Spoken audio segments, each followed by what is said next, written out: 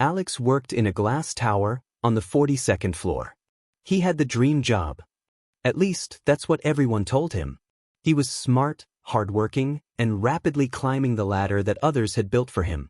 His next target, senior vice president.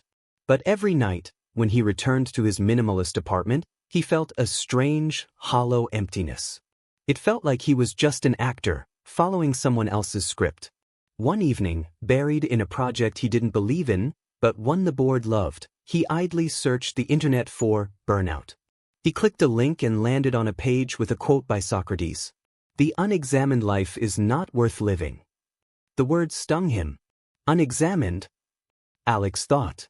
I examine everything, spreadsheets, market reports, profit margins.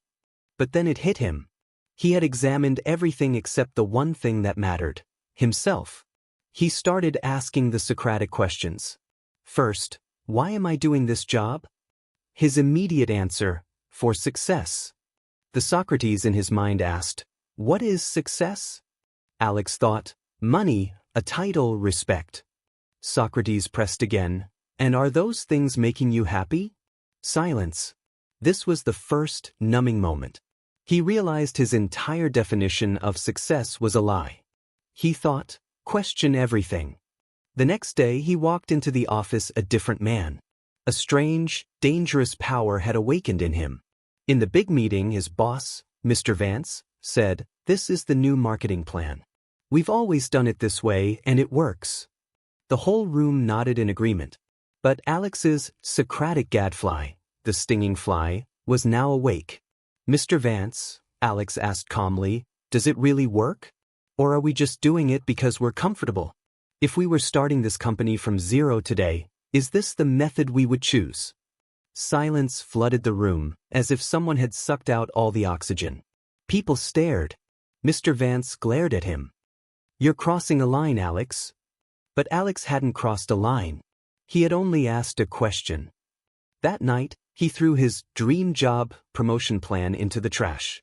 He felt empty, but it wasn't a bad feeling.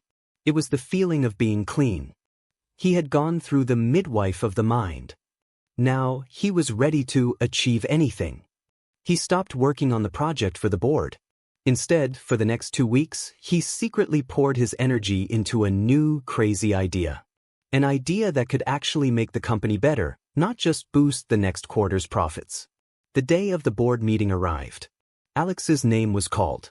Mr. Vance smiled. Alex will now present his plan to increase next quarter's profits. Alex walked to the stage. He picked up the presentation clicker. He looked at the screen, where his old, false presentation was loaded. "Ladies and gentlemen," Alex said, and then paused. He put the clicker down. "I won't be giving that presentation," he said. "Instead, I want to ask all of you a question." The entire boardroom, which had been half asleep, suddenly woke up.